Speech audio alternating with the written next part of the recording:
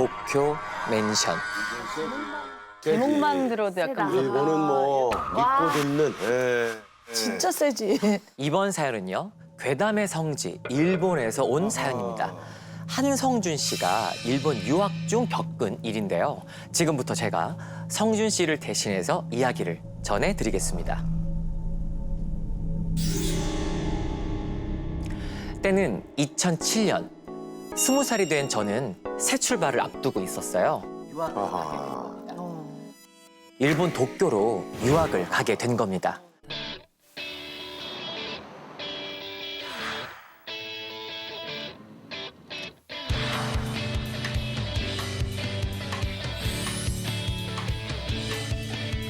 타국에서 생활하면 가장 큰 걱정이 집이잖아요. 맞아요. 특히 도쿄 집값은 악명이 높거든요. 월세 어떡할 거야. 저는 발품을 팔고 팔아 도쿄 아라카와구의 한 맨션에서 살게 됐습니다.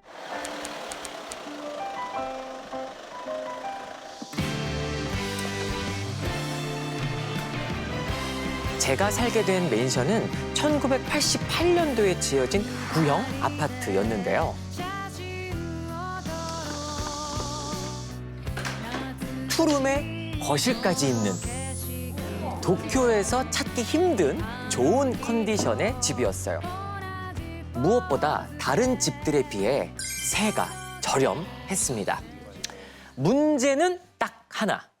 에어컨 설치를 못하는 건물이라서요. 더울 때면 창문을 열고 지내야 했어요. 아, 도쿄 엄청 더운데.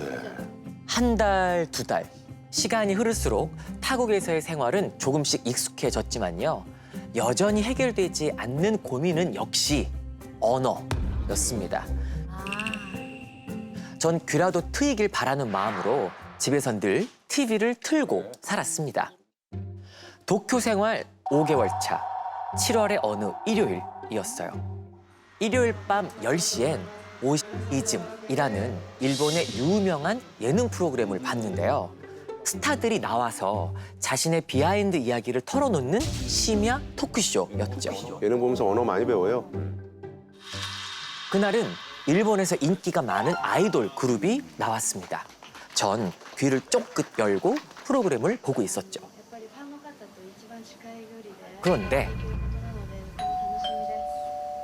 초인종 소리가 들렸습니다. 이 시간에 누구지? 밤 10시가 훌쩍 넘었는데 찾아올 사람이 없거든요? 그렇지. 그러게. 유학생한테 뭐. 전 살짝 긴장한 채 현관으로 향했어요. 워낙 옛날 맨션이라 비디오폰도 없어서요. 전 문에 난 작은 구멍, 도어 스코프로 밖을 내다봤습니다. 나 그거 무서워. 그런데 캄캄한 복도 말곤 아무것도 보이질 않는 거예요. 불안한 마음에 체인을 걸고 문을 살짝 열었더니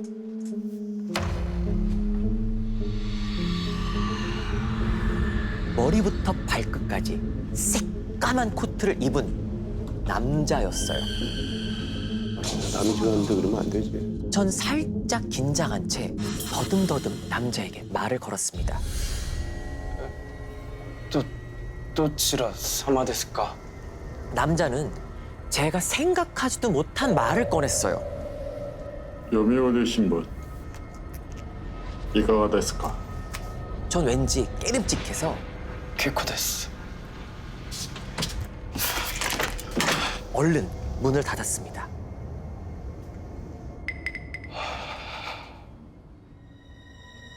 그럼 이제 남자는 돌아가야 하잖아요. 그런데 발소리가 들리질 않는 거예요. 계속 서 있는 거야. 설마 하며 이 도어스코프로 밖을 내다봤습니다. 그런데 검은 코트의 남자가 꼼짝도 않은 채 집 앞에 계속 서 있는 거예요. 뭐야? 왜 안 가는 거야? 무서워. 왜 안 가는 거야? 진짜 왜 저래? 그렇게 1분, 2분. 남자는 한참을 더 서 있었고요. 몇 분이 흐르고서야 자박자박 계단 내려가는 발소리가 들렸습니다. 다행히 별일은 없었지만요. 잠깐 사이 정말 긴장이 되더라고요. 전 놀란 마음을 누르면서 부엌에서 찬물을 들이켰죠.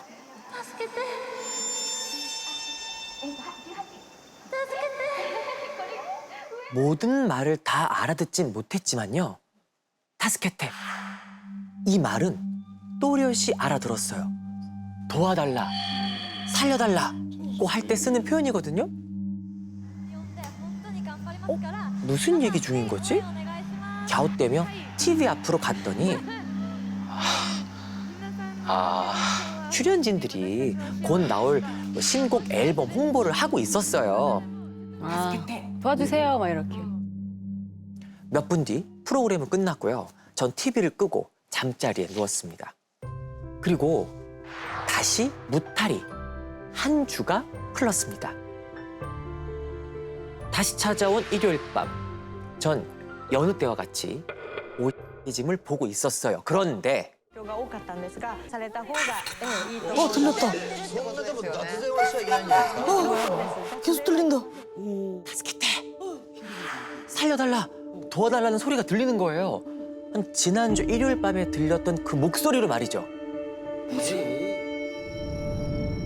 에이, 내가 뭔가 잘못 들은 걸 거야. 솔직히 너무 무서웠지만요. 전 애써 스스로를 달래면서 TV를 끄고 방에 누웠습니다.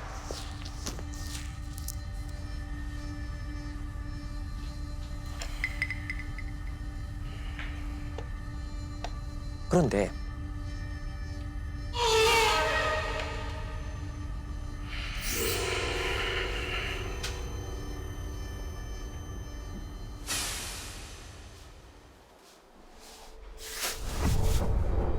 그때에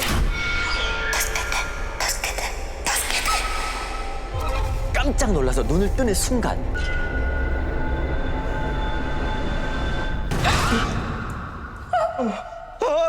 제 발밑에서 여자의 얼굴이 나타났어요.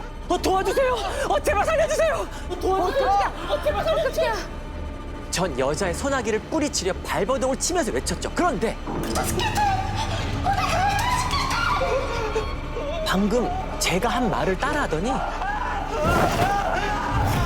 제 발목을 힘껏 잡아 당기기 시작했습니다.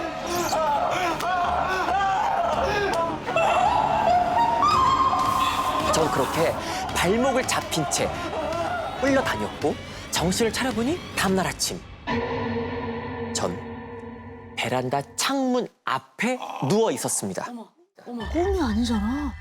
발목을 이렇게 누가 손으로 이렇게 팍 잡고 말도 안 돼. 그냥 포대자루 끌듯이 질질질질 이렇게 저를 발목 잡고 끌고 가더라고요. 아침에 일어나는데 그 뭐지 베란다 창에 방충망이나 막 다리가 다 있고 방충망에 발목에 아닌 거야 보면은 지금. 멍이 들어있더라고요. 이거 봐 진짜로. 지금도 계속 일주일에 몇 번씩 처음에는 방충망에 발이 닿는 정도였다가 어느 날부터 나와 있기도 하고 하니까 끌어내는 거 아니야 이제 결국. 진짜 미치겠네. 베란다 그 난간이 끌어내네. 내려가는 게 아닌가 무서웠죠. 아니야 이거 이사 가야 돼 이거. 무서운 일이 자꾸만 일어나니까요. 일부러 머리를 반대 방향으로 두고 자보기도 했고요. 방문을 꽁꽁 잠그고 자기도 했습니다. 하지만 아무 소용도 없었어요. 전 매일 밤 발목이 잡히는 꿈을 꿨고 분명 방에서 잠들었지만 매일 아침 베란다에서 잠을 깼죠. 상황은 하루하루 악화되어 갔는데요. 언제부턴가 눈을 뜨면 제가 매일 밤마다 끌려가는 저희 집 베란다에 끔찍한 악취와 함께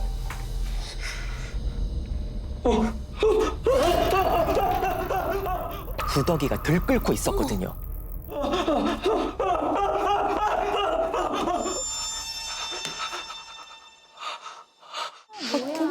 진짜로? 한국이면 당장 부모님 집으로 도망이라도 갔을 텐데요. 타국에서 갈 곳도 없는 전 미쳐버릴 것 같았죠. 그렇게 나흘쯤 지난 어느 밤 경찰이 저희 집을 찾아왔습니다. 어머, 어머. 경찰 제복 입으신 분들이 이렇게 오셔갖고 비상 사다리를 통해서 밑으로 내려가시겠다고 확인을 네, 그 시체가 있다. 아, 시신이. 그 자기들끼리 하는 걸 제가 들었어요. 다음 날이 월요일이었거든요. 그 학교 갔다 와서 언제부터 TV를 있었던 보니까 거야? 그 뉴스를 나오더라고요. 저희 집이 블러 처리돼갖고 약간 부패된지 밑에서. 뭐 일주일쯤 된뭐 그런 식으로 나오더라고요. 그래서 그때 그게 도와달라는 소리를 내가 그러네. 착각이 아니라 진짜 들은 거구나. 진짜 많이 들은 거네. 놀랬죠. 살면서 나한테도 이런 일이 일어나는구나. 진짜 사람 소리인가 그러면 귀신이 아니라?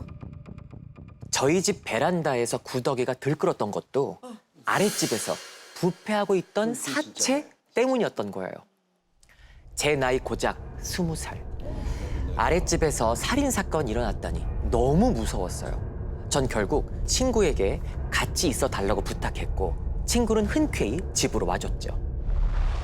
그날 밤 저는 친구에게 지난 며칠간의 이야기를 들려줬습니다. 요미우리 신문 구독을 하란 남자가 찾아온 이야기부터요. 남자가 떠난 후 TV 소음 사이로 다스케테 여자의 목소리가 들렸던 것도 말했죠. 지금 생각해보니 이때 들은 목소린 어쩌면 아랫집에서 살해당한 여자가 외쳤던 소리였을 것 같다라는 추측도 했습니다.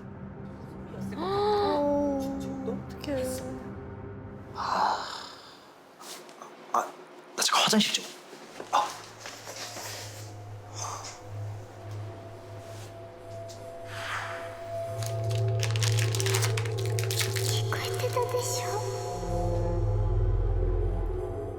이건 또 뭐야? 방 안 어디선가 여자의 목소리가 들리는 거예요. 키코 에테타 데쇼는 한국말로 들렸었구나 그런 뜻이거든요.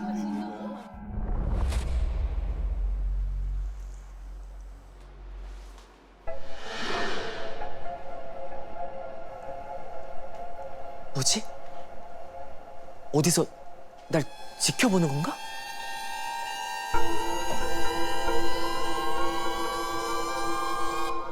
당황해서 방을 둘러보던 그때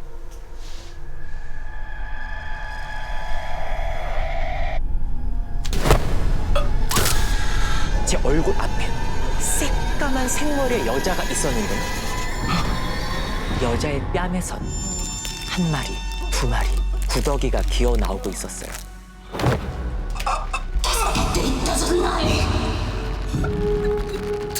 다스케테.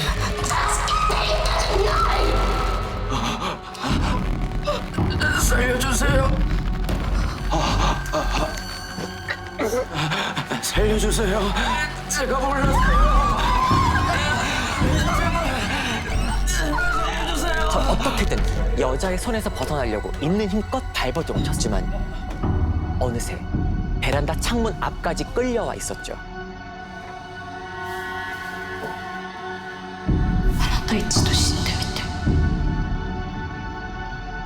그때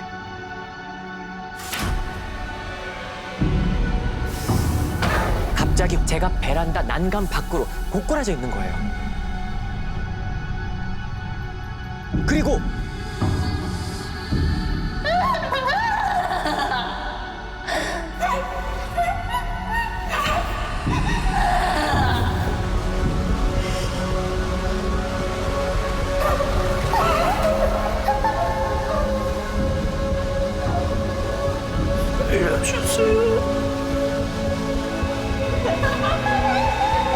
이대로라면 떨어져 죽겠구나 눈을 질끈 감던 그때 야, 안 돼! 야, 안 돼! 야, 정신 차려! 야, 안정준! 야, 정신 차려! 야, 성진아!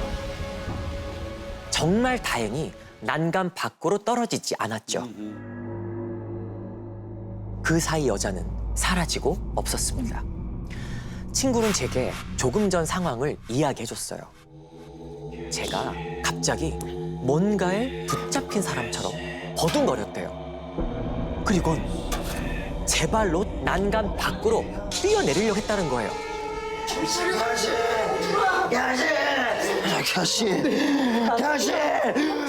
알 수 없는 소리와 함께 울부짖으면서요.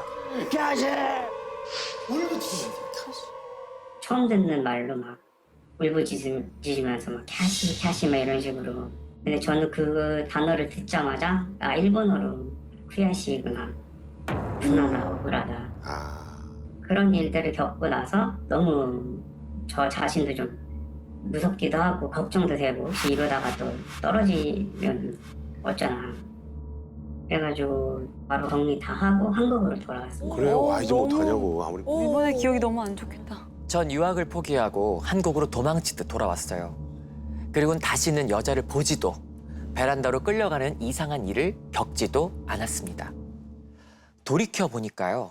아랫집 여자가 살려달란 외침을 외면해서 그 대가로 이렇게 절 괴롭힌 게 아닐까 싶더라고요. 부디 그분이 좋은 곳으로 가셨길 명복을 빌어드렸습니다.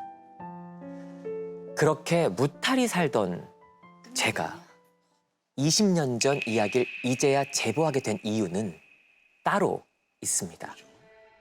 끝난 게 아니야. 최근 꿈에 그리던 회사로 이직을 하면서 다시 일본에 가게 됐거든요. 사연을 보낼지 좀 많이 망설였는데 뭐 다시 일본에 갈 일이 없을 줄 알았어요. 근데 요즘에 경기도 어렵고 또 이직 준비를 하다 보니까 다시 일본에 있는 회사에 가게 됐습니다. 근데 그때 겪었던 일하고 똑같은 일을 겪게 돼서 어머!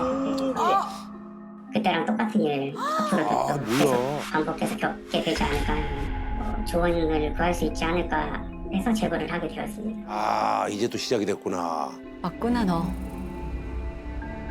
일본에 온 그날 다시 그 여자의 목소리가 들렸습니다.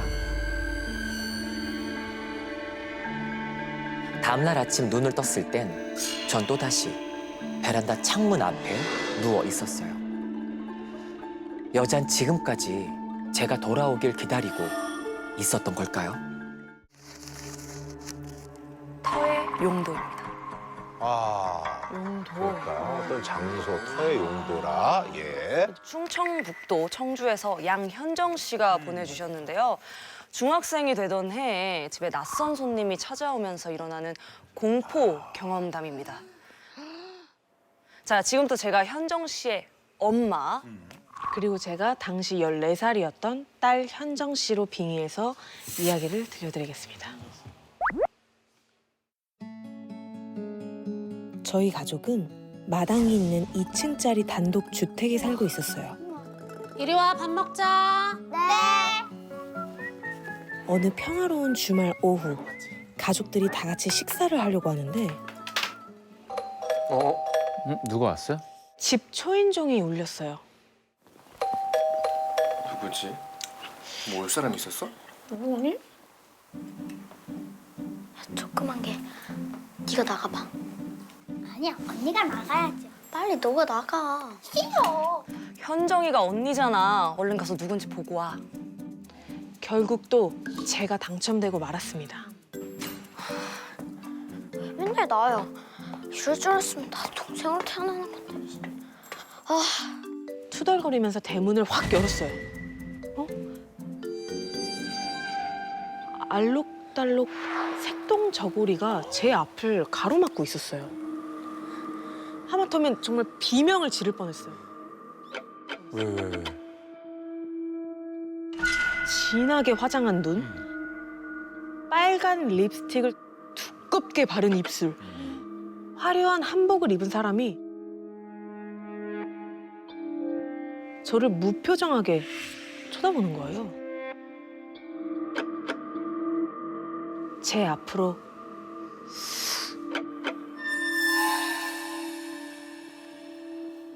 떡을 내밀더니 옆집에서 왔습니다. 저는 쭈뼛쭈뼛 떡을 받아들고 곧바로 뛰어갔어요. 엄마, 있잖아. 어떤 아저씨가 방금 본 모습을 정말 숨도 안 쉬고 다다다다닥 쏟아내자. 아, 박수무당인가 보네. 막내 박수무다. 이사 왔다고 떡도 주고 싹싹하다면서 부모님은 별일 아닌데 말씀을 하셨어요. 그치, 뭐 무당이 이웃이 될 수도 있죠. 하지만 옆집 아저씨는 겨우 하루 만에 최악의 이웃이 되었습니다. 하루 만에? 하루 만에? 다음 날 밤 아, 그렇지. 이거는 뭐 어쩔 수 없어. 이게 그래. 귀가 정말 찢어질 것 같은 소리에 눈이 번쩍 떠졌어요. 아, 시끄러. 한밤의 평화를 깬 그 소리는 요란한 북소리와 꽹과리 소리였습니다.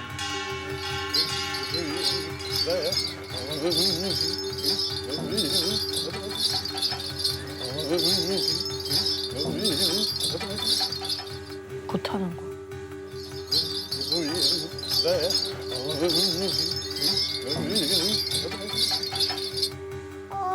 부모님은 놀란 저희를 달래면서 말씀하셨습니다. 옆집에서 이사 와서 구슬하는 것 같은데 금방 끝날 테니까 좀만 참아보자고요. 하지만 웬걸 다음 날도 그 다음 날도 하루도 빠지지 않고 구판이 벌어졌어요.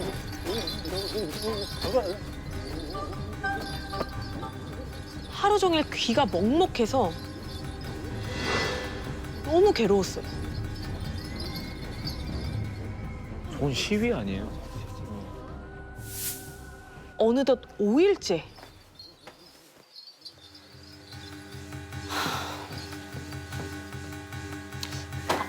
도저히 못 참겠네. 아, 시끄러운 것도 정도껏 해야지. 이렇게 못 살아. 엄마가 씩씩대면서 옆집으로 달려갔어요.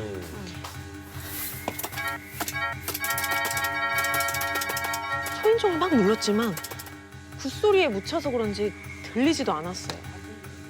결국 이봐요, 좀 나와봐요. 대문을 막 부술듯이 두드리면서 고래고래 소리를 질렀어요. 그러자 시끄럽게 울리던 굿소리가 뚝 멈추더니 감히 이게 어떤 곳인데 방해를 해? 무당이 막 불같이 화를 내면서 대문을 박차고 나오는 거예요. 부정타기. 뭐라고? 여기 당신만 살아? 아니 시끄러워서 살 수가 없잖아요. 그 귀신지 뭔지 한 번만 더 하면 경찰에 신고할 줄 알아요.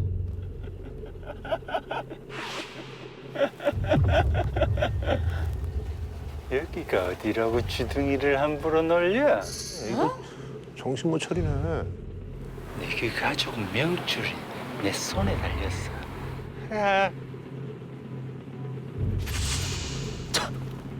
정말 처음 듣는 협박에 심장이 막 쿵쾅쿵쾅 뛰었어요. 저주자, 저주. 며칠 후 밖에서 친구랑 놀다가 저녁이 다 돼서 집에 왔는데 어쩐 일인지 굿소리가 안 들리는 거예요. 벽돌을 밟고 옆집을 슬쩍 훔쳐보려고 하는 그때 하늘에서 차가운 액체가 얼굴 위로 떨어진 거예요.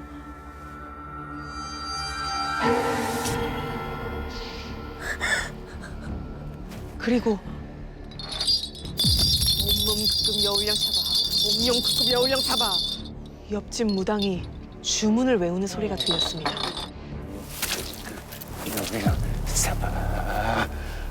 우리 집 쪽으로 피를 막 뿌리는 거예요. 아유. 엄마! 엄마! 엄마! 엄마! 너 왜 이래? 무당이 우리 집에 피를 뿌리고 있어. 뭐? 딸의 이야기를 듣고 저는 확신했어요. 무당이 우리를 저주하고 있구나. 왜냐면 며칠 전부터 저에게 이상한 게 보였거든요.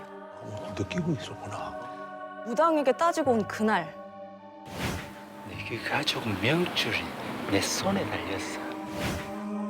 아, 우리 집 명줄을 쥐고 있다고? 아, 도대체 이게 무슨 말이지? 너무 찝찝했어요. 안방에 누워 뒤척이고 있는데 또다시 굿소리가 들렸습니다.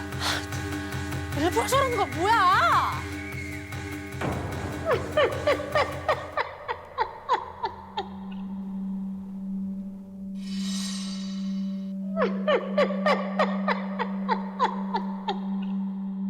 마당 한편에 심어진 대나무 사이로 시커먼 형체가 보였어요. 그것은 넘어올 듯 말 듯 기어다니고 있었습니다. 그리고 우리 집 벽을 타고 내려오는 거예요. 오지마! 오지마! 그 순간 스르르 그 형체가 사라졌어요. 그것은 매일 밤 굿소리가 들릴 때마다 저를 찾아왔습니다. 결국 저는 몸져 눕고 말았습니다. 아이고 안 됐다. 엄마, 괜찮아? 아프지 마. 밥 먹자. 네. 조무당이 또? 무당이 또 굿판을 연 거예요. 그것도 우리 집 담벼락 바로 앞에서요.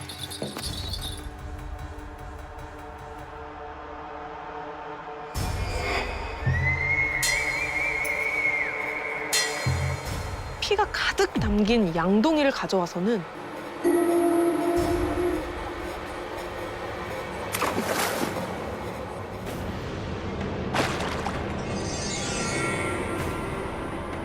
시뻘겋게 피를 뒤집어 쓰고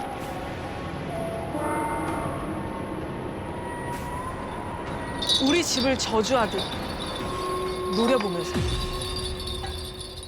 그만하라고.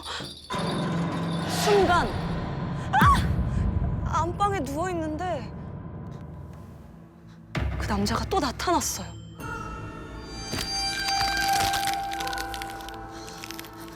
그런데 오늘은 달랐어. 순식간에 담벼락을 내려와서 안방 창문을 뚫고 안으로 들어오고 말았어요. 그때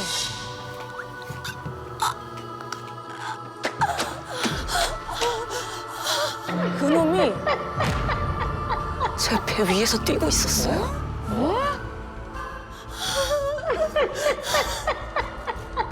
양손을 위로 흔들면서 마치 무당이 구슬하는 것처럼.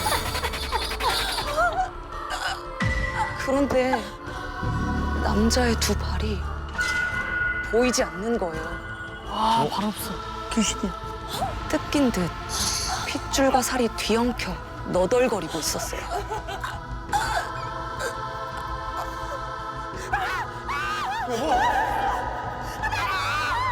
정신 차려! 깨어나 보니 가족들이 저를 걱정스럽게 쳐다보고 있었어요. 나 이 집에서 더 이상 못 살겠어. 우리 제발 이사 가자. 저놈의 무당 새끼. 내가 가만 안 둬. 그리고 무당과 단판을 짓겠다며 뛰쳐나갔습니다. 문을 여는데 무당이 제 발로 찾아온 거예요. 너무 무서워. 어디 갔어, 발 없는 놈? 쟤 우리 집에 무슨 짓을 한 거야? 옆집 사람들 여러 죽어 나갔지. 발 없는 귀신이 잡아먹은 거야. 뭐? 그러니까 매일 밤 우리 가족을 괴롭힌 굿판이 옆집에 붙은 귀신을 잡는 의식이었다는 거예요. 근데 왜 귀신을 우리 집으로 쫓아냈어?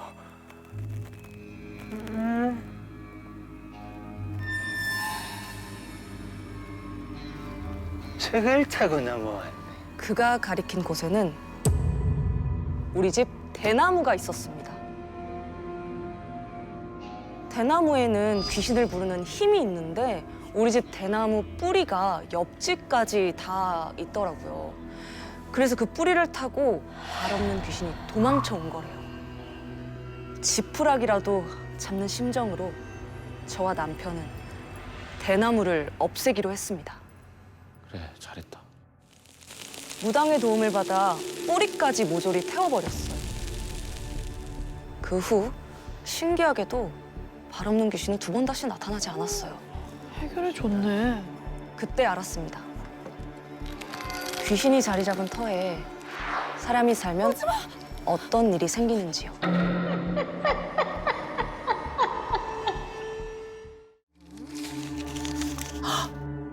올케 언니. 그래요. 올케. 아, 올케. 얘 가깝고도 먼 사이죠. 이번 사연은 강원도 고성에 살고 계신 강유정 씨가 보내주셨습니다. 유정 씨는 오빠의 아내인 올케 언니와 사이가 참 각별했다고 합니다. 그런데 어느 날 올케 언니로 인해 평생 2번은 하고 싶지 않은 아주 끔찍하고 기이한 일을 경험했다고 하는데요. 지금부터 제가 유정 씨의 시점에서 그 이야기를 들려드리겠습니다. 무서울 것 같아. 제 본가는 경기도 광주의 작은 마을에 있습니다. 저는 서울에 있는 대학에 다니게 되면서 독립을 하게 됐는데 그날은 오랜만에 본가에 내려가 가족들을 만난 날이었죠. 고모! 이거 내가 그렸어. 와, 진짜 잘 그렸다. 진짜 멋있다. 고모는 어디 있어? 여기. 너무 예쁜데? 단란한 행복을 누릴 수 있었던 건 유독 살가웠던 올케 언니 덕분이었죠. 사람을 잘 들였네. 언니는 친한 동네 사람들이랑 주말 동안 강원도 여행을 간다고 했어요. 언니! 그렇게 좋아요? 네. 세연이 걱정 말고 재밌게 놀다 와요. 아가씨 아니었으면 갈 생각도 못했을 텐데. 고마워요. 아니에요. 그땐 몰랐죠. 이랬던 언니에게 그런 끔찍한 일이 생길 줄은요.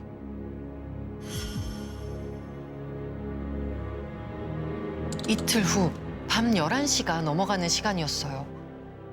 저는 거실에서 꾸벅꾸벅 잠이 들었는데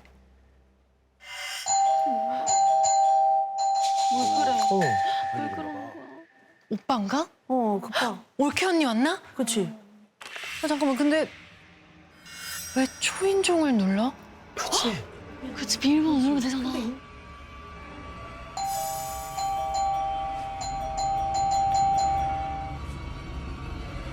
뭐지?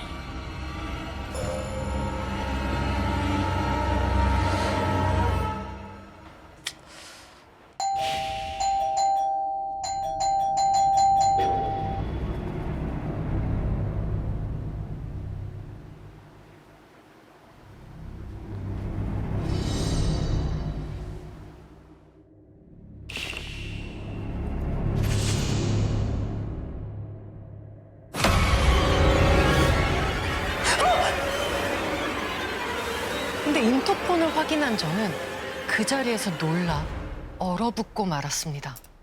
웬 여자가 인터폰 가득 얼굴을 들이밀고 있는 거예요. 그런데 언니? 그 모습이 꼭 올케 언니인 것 같은 거예요. 저 재빨리 나가서 대문을 열었는데 열지 마. 언니! 처참한 모습의 올케 언니가 보였어요. 언니는 머리는 산발을 했고 축축히 젖은 머리카락이 가득 들러붙어 있었어요.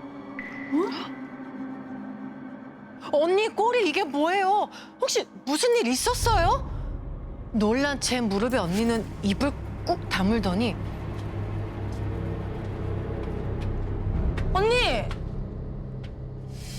방으로 들어가 문을 닫아버렸어요.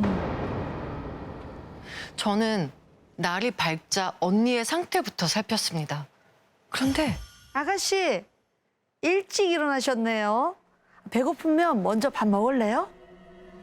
평소와 같은 상냥한 올케 언니의 모습이었어요. 다행이네. 언니는 괜찮냐는 물음에도 네?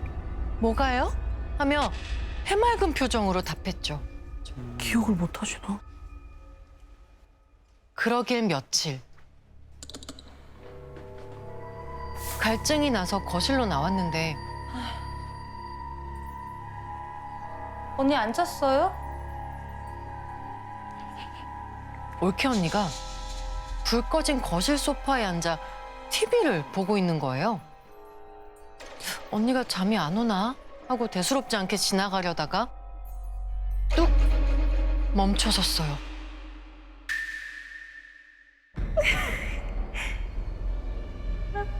언니가 보고 있는 TV 화면이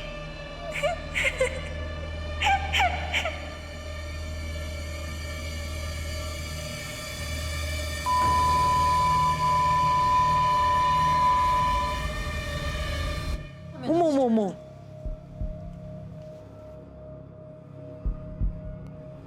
그런데 그때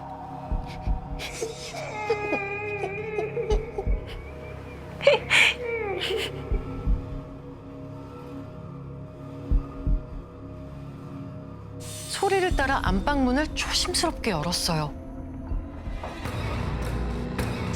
그런데 안방 온짱 손잡이가 끈으로 칭칭 감겨 있는 거예요.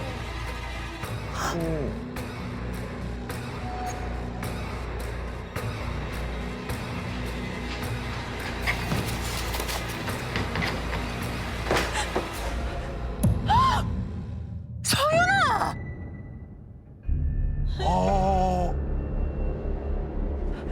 서연아! 서연아, 괜찮아? 일로 와.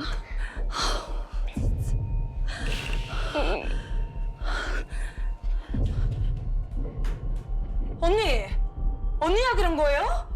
아니 애가 무슨 잘못을 했다고?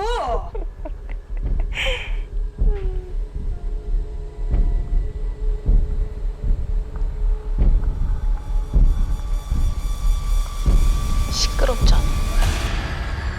뭐야?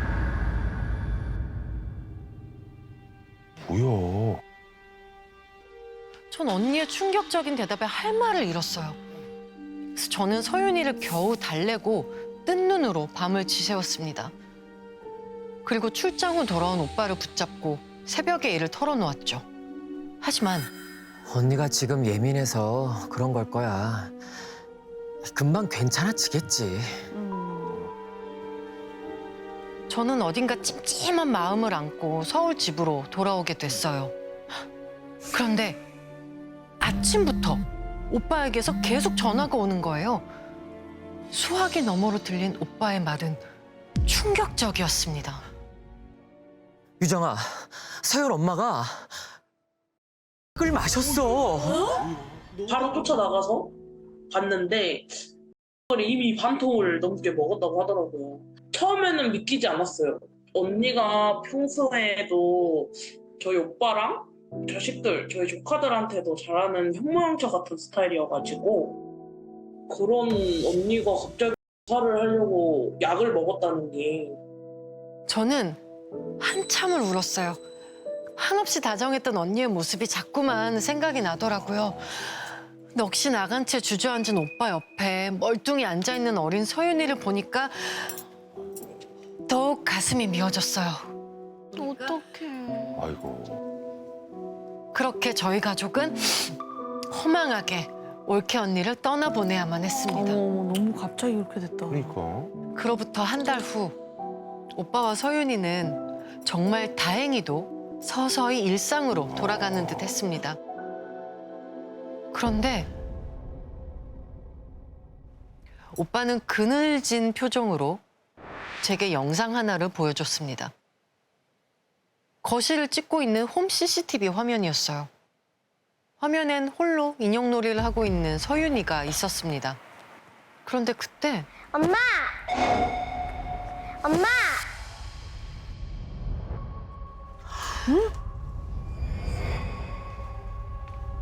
엄마라니. 심장이 발끝까지 내려앉는 것 같았어요. 엄마, 그거 아니야. 이렇게 해야지, 이렇게.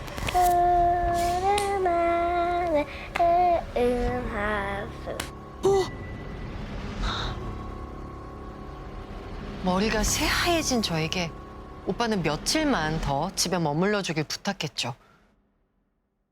그리고 며칠 후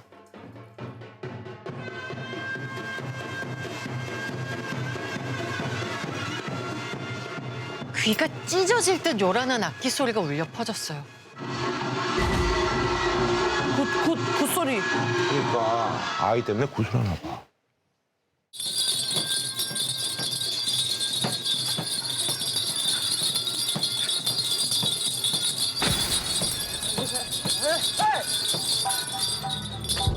뭐하고 서 있어? 빨리 들어와! 죽은 사람의 혼을 부른다니 그게 말이 되나 싶다가도 그걸 무속인도 아닌 내가 해도 괜찮은 걸까? 그게 덜컥 겁이 났어요. 근데요, 문득 이걸 하면 너무 갑작스러웠던 이 올케 언니의 죽음을 이 이유를 알 수 있지 않을까 하는 생각이 들었습니다.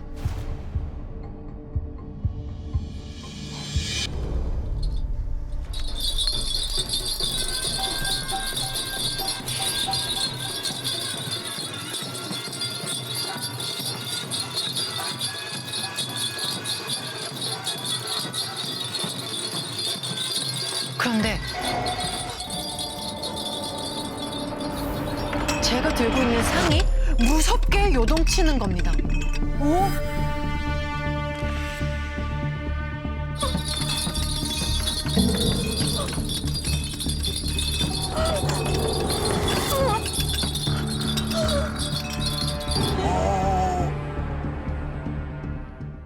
떨리다가 쏟을 것 같아서 막 붙잡았는데도 막 그래도 계속 떨리는 거예요.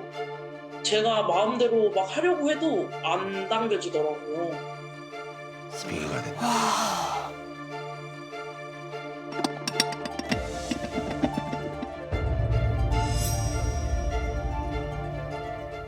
순간 엄청 역한 화공약품 같은 냄새가 코 속으로 훅 들어왔어요. 이게 무슨 냄새지? 하고 코를 틀어막으려는데 저기! 저기! 언니. 저 앞에 죽은 올케 언니가 서 있는 게 보이는 거예요. 이분? 바로 그때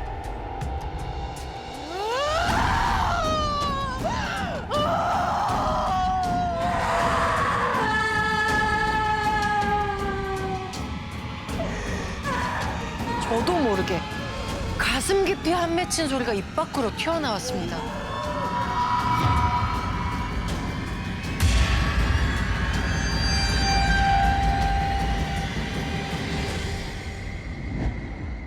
그리고 저의 기억은 거기서 끊어졌습니다. 지금부터 오빠가 본 제 모습을 이야기해드릴게요. 유정아! 이때 오빠는 소름이 쫙 돋았대요. 갑자기 벌떡 일어나 집안을 정신없이 헤집고 다니다가 창고로 뛰쳐들어가서 을 마시는 신용을 했다는 거예요.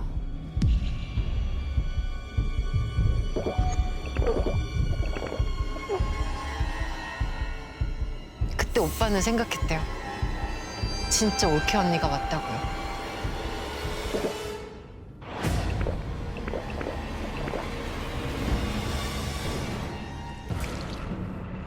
올케 언니가 어디서 어떻게 마셨는지는 오빠가 제게 말한 적이 없었거든요.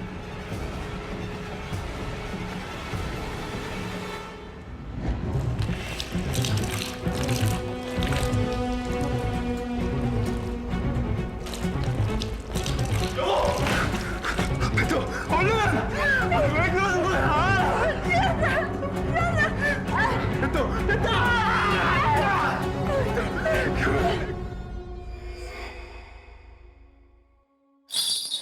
왜 그랬어? 왜 그랬어? 어? 네 남편 네 새끼 다 남겨두고 어찌 그리 못된 짓을 했어?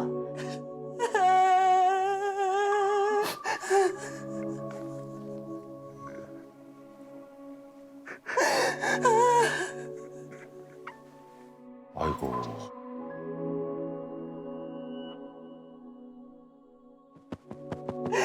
엄마가 미안해.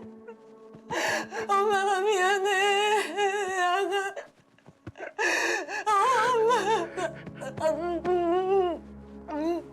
엄마가 미안해. 아가. 서연아.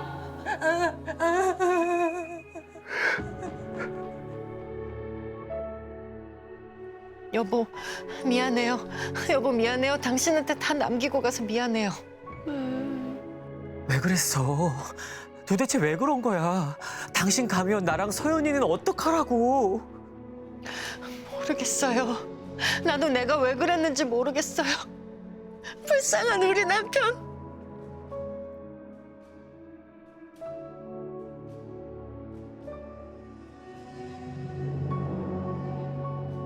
미안해요. 우리 딸, 아가 우리 언니 어딨니? 아가 미안해. 그렇게 한참 서윤이를 찾아서 이 방 저 방을 다니며 통곡을 하다가 아이를 잘 부탁한다는 말을 남기고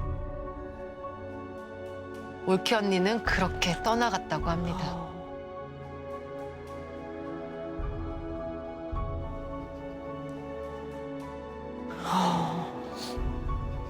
그리고 그 이후에 무당에게 들은 충격적인 말. 자살귀한테 당한 거야. 자살귀? 저승문은 열어줬으니 잘 갔을 거야. 무당이 말하길 자살귀들은 스스로 저승길을 찾을 수가 없다고 합니다. 그래서 꼭 누군가를 꿰어내서 같이 가려고 혈안이 되어 있다고 했죠. 사람들은 올케 언니에 대해서 여행에서 귀신에게 홀린 거라고 임모와 말했습니다. 그런데요, 사실 오빠한테 얘기하지 못한 게 한 가지 있어요. 뭐야? 여행 전에 언니가 짐을 꾸리고 있을 때 언니, 집안일에 서연이까지 보느라 고생이 많아요. 네. 제 말을 들은 올케 언니. 괜찮아.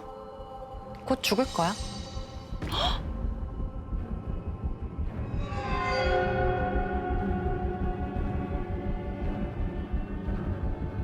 내가 죽일 거니까.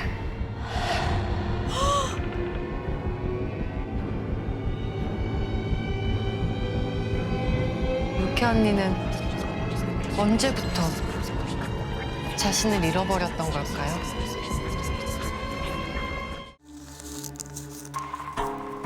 이른 날. 이른 날? 뭘 잃었을까? 제가 이번 시즌 처음으로 준비한 사연이지 않습니까? 네. 그래서 좀 힘을 줬습니다. 특급 파트너를 모셨습니다. 누구시죠? 벌써?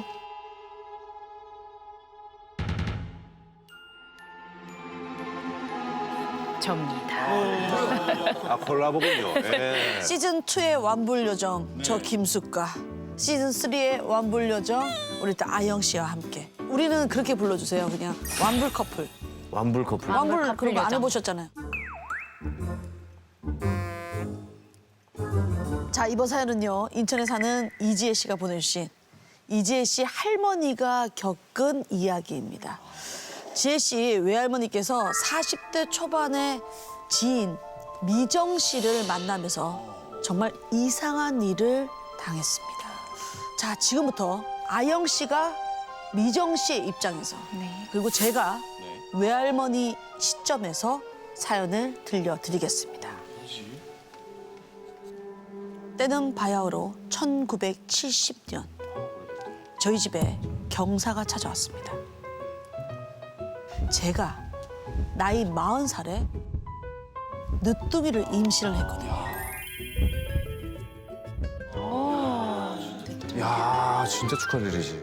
행여 제게 무슨 일이 생길까 남편은 우리나라에서 제일 좋다는 종합병원 산부인과에 절 데리고 다녔습니다.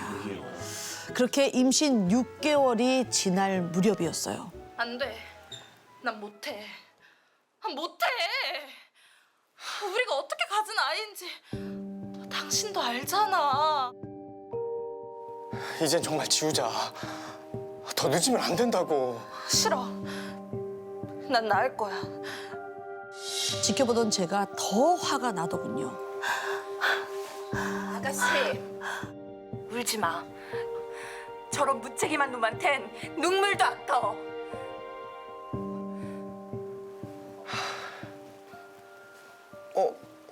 부장님. 이게 누구야? 김주원 씨 아니야? 아니 제 남편이 이 파렴치한 놈을 알아보는 겁니다. 이쪽은 우리 집사람. 이쪽은 우리 회사 신입사원 김주원 씨. 이게 무소 에이스야. 응? 사람 참 괜찮고. 이게 다 어떻게 된 일인지 저희는 두 사람을 앉혀놓고 이야기를 들어봤습니다. 둘은 3년 전 결혼한 부부였어요. 아내 미정 씨는 임신 6개월 차. 뱃속 아이는 부부가 기다리고 기다리던 첫 아이라고 했죠. 그런데 하루하루 아기를 만날 날만 손꼽던 두 사람에게 청천벽력 같은 일이 일어났다고 합니다. 이대로라면 산모까지 위험합니다. 지금이라도 아이를 포기하셔야 산모라도 살릴 수 있어요. 이건 뭐 이해가 되네. 결국 안타까운 일은 벌어지고 말았습니다. 저희와 만나고 얼마 지나지 않아 응급 상황이 온 거죠. 미정 씨는 어쩔 수 없이 뱃속의 아기를 떠나보내야만 했습니다. 저는 한동안 미정 씨를 만나지 않았어요. 임신한 저를 보면 마음이 더 아플 수도 있으니까요. 그렇죠. 그 사이 저는 무사히 아이를 낳고 어느새 출산 100일이 지났습니다. 그러던 와중에 저희 남편을 통해 미정 씨 남편 주원 씨가 부탁을 해왔어요. 저보고 미정 씨를 한번 만나주면 안 되겠냐고요.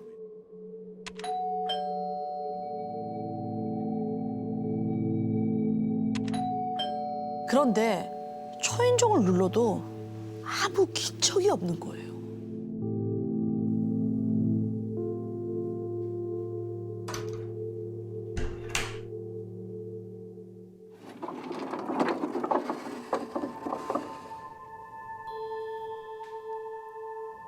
불이랑 불은 다 꺼져서 깜깜했죠.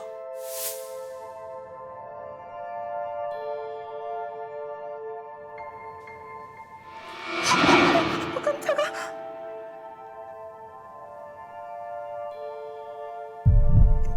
미정 씨? 거기 왜 그러고 있어? 사모님. 미정 씨 괜찮아? 얼굴이 왜 이래? 핏기 하나 없는 얼굴. 정말 산송장 같은 모습이었거든요. 그간 얼마나 마음고생을 했을지 말하지 않아도 알 것 같았습니다. 일단 뭐라도 먹이려 급히 밥을 차렸어요.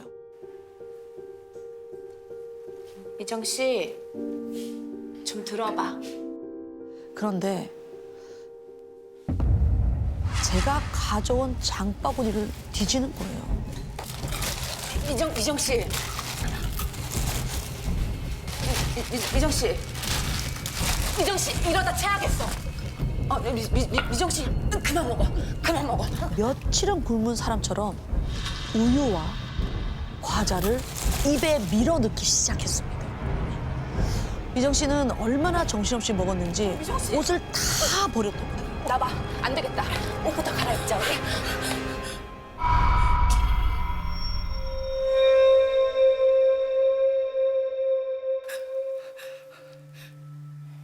미정 씨, 이거 왜 이래? 왜 이러지 그러고 보니까 이제 모유가 불어나서 안에서부터 이렇게 적고 있었던 거죠. 이상하다. 아기 이런 지 6, 7개월이 됐는데 모유가 나올 리가 없으니까 그래서 어떻게 된 거냐고 물으신 거죠. 제발 좀 자기 좀 도와달라고 살려주세요 살려주세요 사모님 저 진짜 살 수가 없어요 막 그런 식으로. 뭐야? 대체 미정 씨에겐 어떤 일이 있었던 건지 지금부터 제가 미정 씨의 시점으로 그간의 일을 들려드릴게요. 아기를 보내고 저는 단 하루도 제정신으로 살지 못했어요. 분만실 침대에 누워 아기를 보내던 그 순간을 잊을 수가 없었거든요. 저는 너무나 생생한 아기 울음소리를 들었습니다.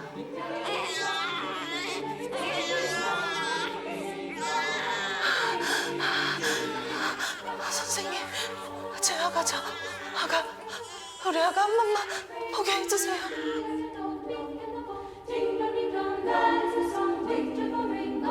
아이는 잘 떠났고요. 마지막까지 저희가 잘 보내드리겠습니다. 저는 6달 동안 품었던 제 아이를 그렇게 보내고 말았어요.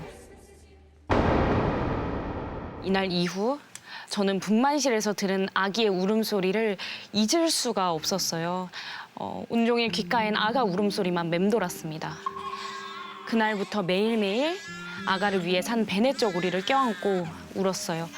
아가를 안고 있는 것 같았거든요. 가슴에서는 베네 쪼구리가 흠뻑 젖을 만큼 모유가 돌기 시작했고요. 임신했을 때처럼 배가 나오기를 시작했어요. 마치 아가의 영혼이 떠나지 않고 제 품에 있는 것 같았습니다. 어느 밤이었어요. 그날도 아기를 그리워하다가 잠들었는데 갑자기 온몸에 한기가 돌더라고요. 눈을 떠보니 보이는 건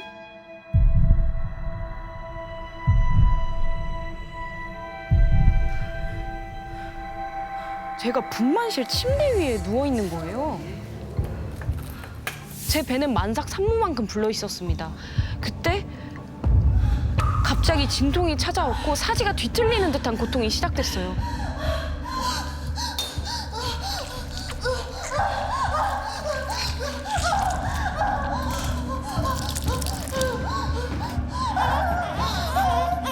축하드려요. 딸이네요. 제 품에 안긴 건 바로 태아의 사체. 여보 좀 쉬어봐. 여보. 눈을 떠보니 저희 집 침실. 꿈이었던 거죠. 그런데 남편이 사색이 되어 있는 거예요. 미정아. 무슨 일인지 내려다봤더니 이불이 제가 흘린 피로 흠뻑 젖어 있었어요. 결국 입원까지 하게 됐어요. 아기를 떠나보낸 병원에 오니 아기의 그 마지막 순간이 떠오르더라고요. 착잡한 마음으로 복도를 서성였습니다. 그런데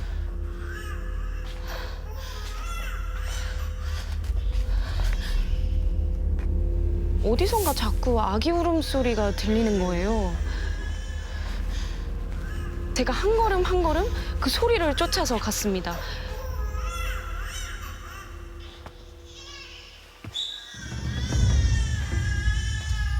제가 멈춘 곳은 분만실 앞이었는데요.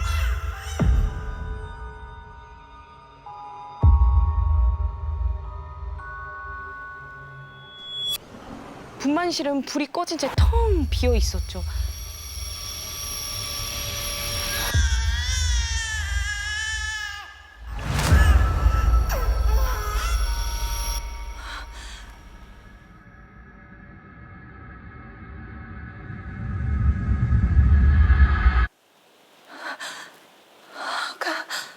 아기가 웅크리고 있는 거예요. 그때 갑자기 분만실 불이 깜빡 끼더니 자지러질 듯 우는 아기 울음소리가 들렸어요. 깜짝 놀라서 침대 위 아기를 내려다봤죠. 그런데 그 잠깐 사이에 아기가 사라진 거예요. 당장 분만실을 나가려 돌아서는 순간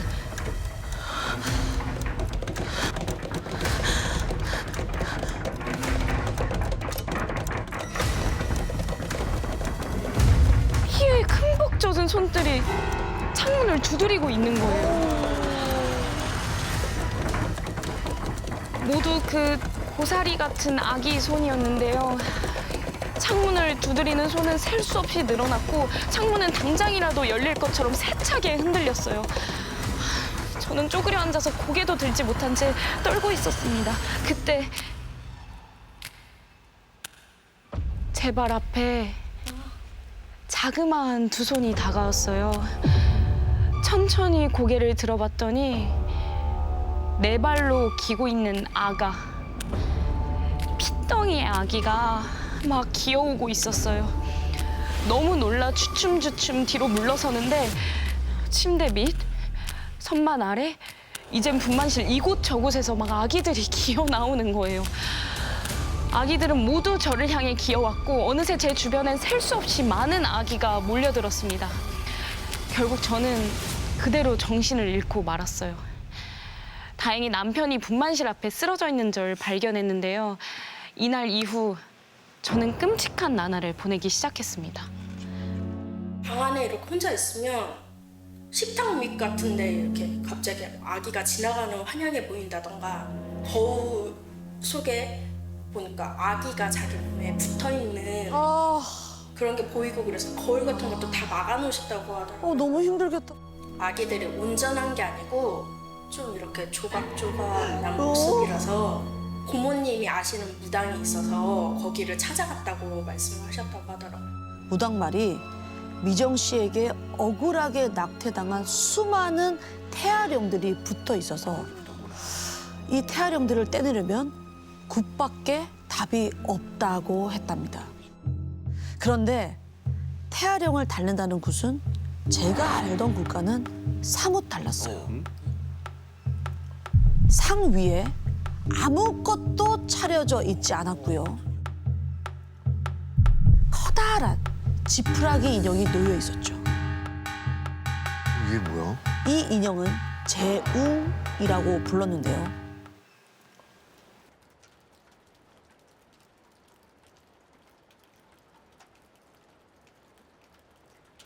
태아령들을 이 재웅으로 옮길 거야. 재웅이 미정 씨의 애군을 대신 받아준다고 하더라고요.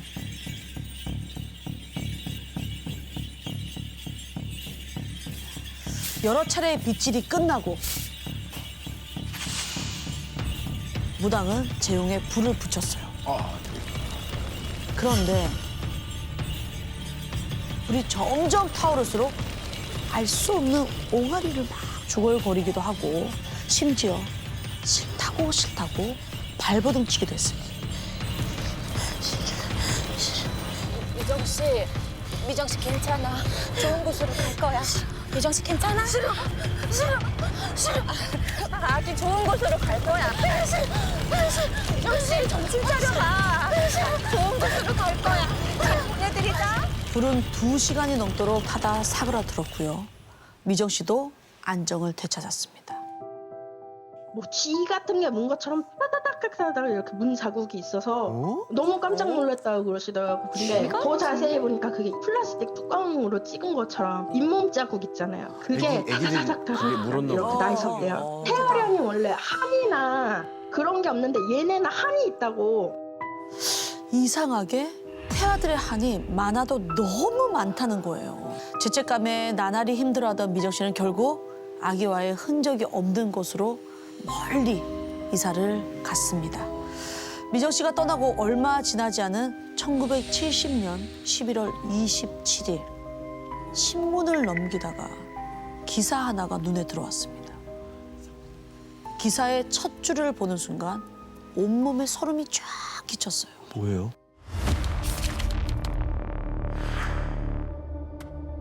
낙태아, 콩팥 등 장기까지도 수출. 자, 한 개에 15불씩 매달 90개쯤. 아, 미국 그 대학연구소에 이제 팔아먹었구나. 왜 이런. 나쁜 놈들이네. 기사에는 저와 미정 씨가 다니던 종합병원의 한 교수가 사산한 태아의 콩팥, 기관지, 소장, 대장 등의 장기를 해외로 수출하고 있었다는 내용이 실려 있었습니다. 이 소식을 전해들은 미정 씨는 너무도 원통하다며 남편을 붙잡고 한참을 울었다 하더라고요. 남자분이 제일 후회를 했던 게 원래 아기가 6개월 이상 돼갖고 그렇게 되면은 사체를 인도받을 수도 있다고 하더라고요. 만약에 장례를 칠 수 있었는데. 부인분이 더 모지질 것 같더라고요. 병원에서 처리하는 대로 해주시라고. 설마 그분은 이런 식으로 비인도적으로 처리가 될 거라고는 생각을 못 하셨던 거죠. 수백 명의 태아들, 누군가에게 딱 한 번만이라도 안아보고 싶었던 가슴에 묻은 자식이었을 건데요. 정말 태아령이란 존재가 있다면 부디 지난 아픔은 잊고 다음번엔 아픔 없이 행복하게 세상의 빛을 봤으면 좋겠습니다.